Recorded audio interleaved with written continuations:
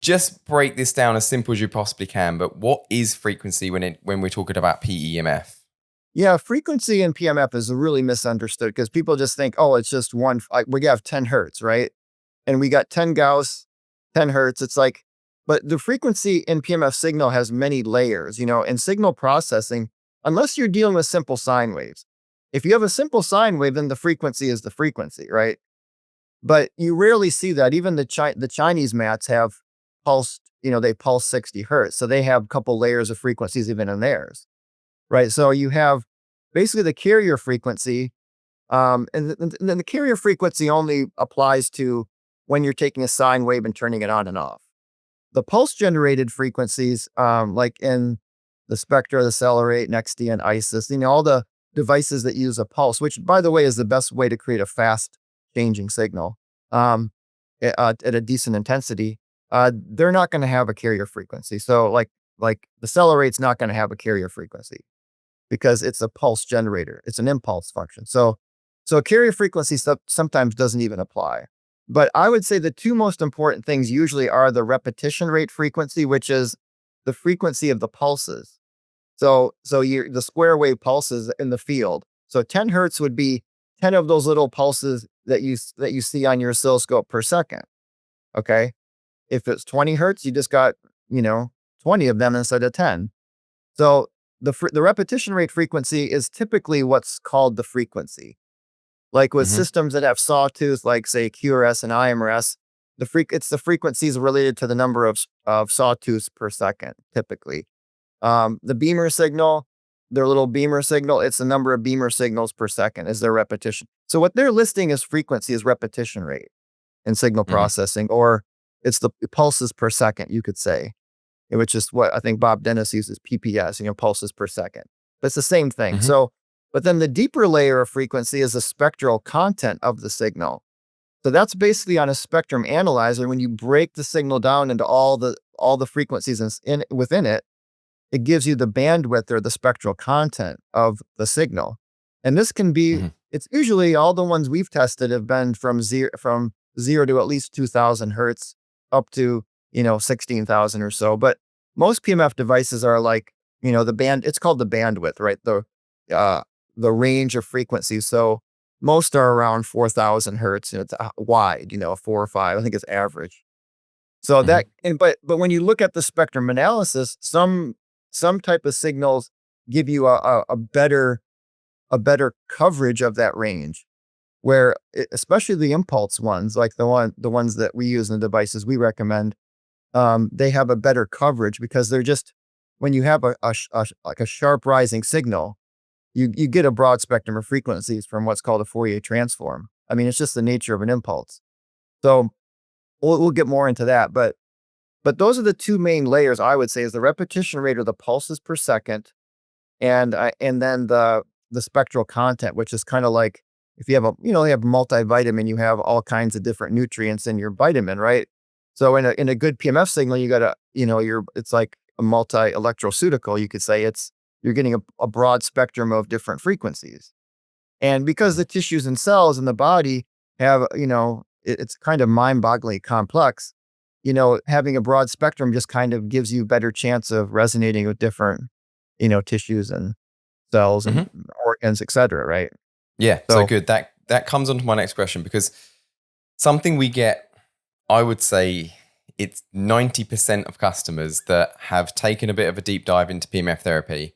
Yeah. When they come through the door, they buy a PMF device and then they say to me, okay, I've got tennis elbow and I've got sciatica. Yep. What frequencies do I need to use? So, oh, right. Yeah. What, in your opinion, should there be this Bible, I normally call it, or guidebook of frequencies and conditions? And do we think that is important to try and figure this out? Because any manufacturer that's done this in the past, I've seen a number of these, and you put one against the other and they're completely different. They're all different. I mean, it's the same thing with Rife. I mean, I was involved with Rife way back in the day. I mean, a long time ago. And you just have these, like the CAFL, you just have this huge database of frequencies. And it's like one condition, Lyme disease, there's like literally like 500 different frequencies for Lyme, right? It's like, well, which one do I use? So I don't think that's the way to look at PMF. I think the better approach is when you have a high slew rate, you're getting a broad spectrum of frequency. So it's kind of everything's covered. It's like taking, well, should I take B1 or should I take vitamin D or should I take vitamin C? What mineral should I take? Well, if you take a good multivitamin, you get all that at once. So a good PMF signal with a fast changing, with a fast rise time, because it's the rise time. It's really an inverse to the spec to the broad to the bandwidth. So the faster the rise time, the more frequencies you get, and that's just basic math. It's mathematics. It's even one layer deeper than physics, or so it again not debatable. It's just kind of the way it works. This frequency for this condition and that condition really is what you have to do with sine waves. Because a sine wave system, you're only getting one frequency at a time. So you're almost forced to come up with. So I always tell people these companies that have these big books of frequencies are usually the least effective PMF devices because they're a lot of times just sine waves that they're saying, well, we only have a sine wave, so we can only do one frequency at a time. So it's a very inefficient way of doing PMF. And with with the little demonstration I was telling you, the sine wave is like trying to hit like one, it's using one frequency to get one, say one type of cell in your liver or whatever, right? And then we're going to give you another program. We're going to target the muscle, but see, you can keep doing that with, we could have like 100,000 tuning forks because in the human body, there's 100,000 unique biomolecules, right?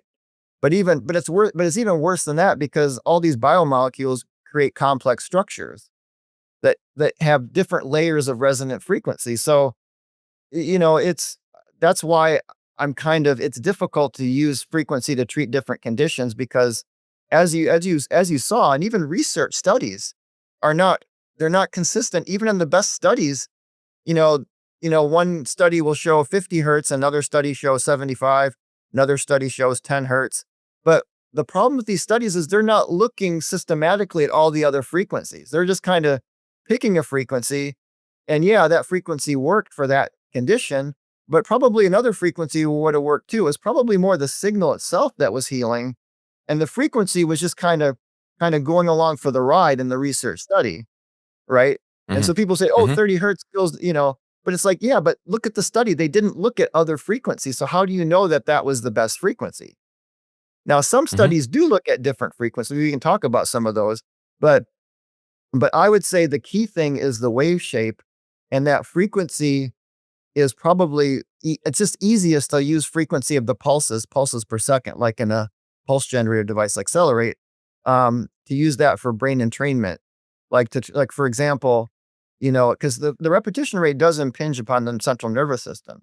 So if you use like 33 hertz right before bedtime at a fairly high enough intensity, that's probably not a good way to go to bed because 33 hertz is going to work on your brain to kind of ramp you up to a high beta.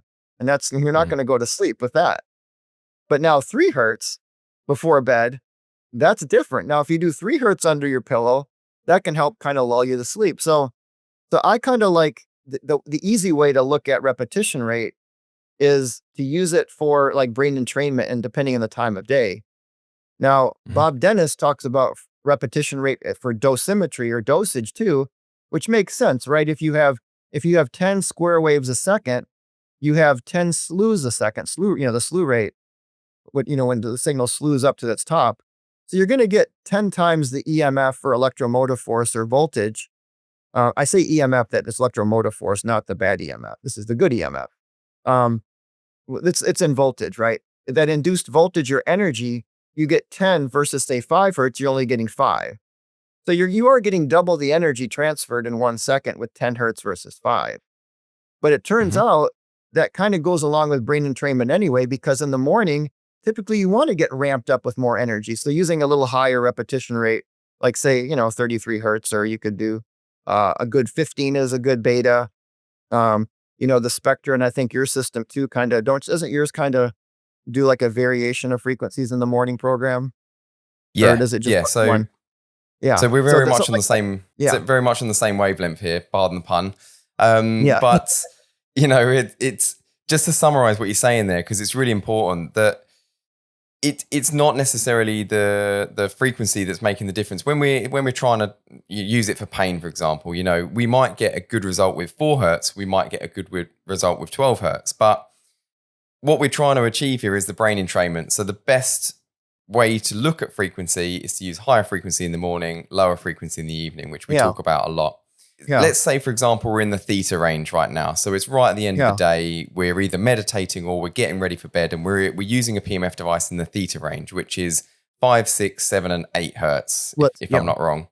So we switch it to 6 hertz and we play that device. But for example, like you just mentioned with the Accelerate device, in our theta settings, which is our evening or our meditation mode, we actually use all 4 of those frequencies. So we go from 5, 6, 7, and 8, and then 5, 6, 7.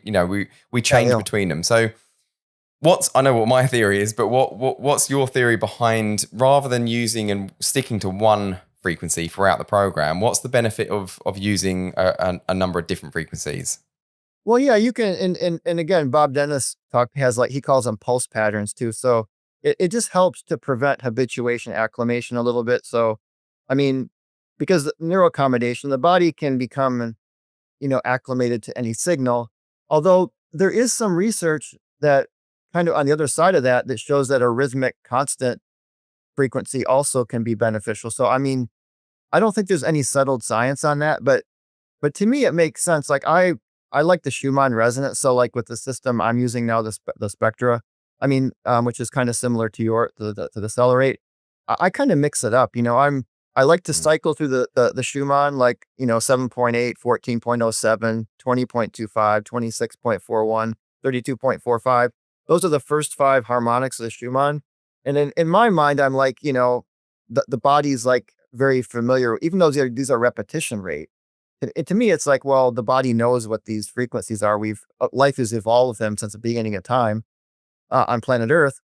So, but I think it's just mixing it up is good. And of course, when you mix it up at night, try to mix it up with the lower frequencies, right? And in the morning, the program, I think like on the Spectra, the morning's going from 12 to 24 or something like that. And then it's like at night's going from like 5 down to. So there's different ways to do it. I don't know that there's any right or wrong way, but I think certainly it goes without saying, you don't want to be blasting your body with high frequencies at a high intensity right before bedtime. Mm-hmm. So the intensity kind of plays into it a little bit too, which I found that, if you just crank it up too high, sometimes that can be a little stimulating as well. Mm-hmm. So, in the evening, it's kind of, so it's just an easier way to use PEMF. And because if you have a good signal with a high slew rate, that's doing all the work. The slew rate's the workhorse. Mm-hmm. Like Dr. Pollack, he says the power of a PEMF system, or the horsepower, is the intensity. He said, would you buy a car without knowing its horsepower? It's like, well, I agree with that. I wouldn't want to buy a car without knowing its horsepower, but the horsepower of a PEMF device is the slew rate, not the intensity. Because again, this is how energy is transferred, not intensity. So that's what's doing the work. To me, the frequency is a little more secondary, although we can go over a 2026 study by Cell Magazine that gives an interesting perspective on repetition rate, how it does maybe matter a little bit more than I think I understand. But so I'm not going to claim to have all the answers, but like yours and I understanding right now with repetition rate and brain entrainment, that's kind of the way I teach frequency, just to keep it simple. And I tell people, when you have a great signal, it makes everything easier. Because the signal, it's like a multivitamin. It's all in there. It's all there. You're getting a broad spectrum of frequencies all at once in a good signal. And you're getting that fast rising edge, which is transferring the energy and inducing those microcurrents in the body. Again, we're trying to get the body to get like more bioelectricity going. Because when you're sick, typically your voltage is low and your bioelectrical currents are diminished. So we got to kind of jumpstart things. Yeah, and I think the important thing you said in there is to simplify things, because sometimes people can overcomplicate stuff, and especially yeah. PEMF. It's very difficult to understand. You can't feel it in a lot of cases. There's lots of different, waveform, intensity, frequencies, all that sort of thing, slew rate. If you overcomplicate something, people just won't do it. So it's like, over it. Yeah. So and maybe that's why. Yeah. Maybe later down the line, we will find that certain frequencies will be a touch more important than other frequencies. But in the grand scheme of things, like you said, it really comes down to the actual wave more than if you've got an effective signal, then that's the important thing. And try and keep it simple and try and apply it so that you don't get lost in it.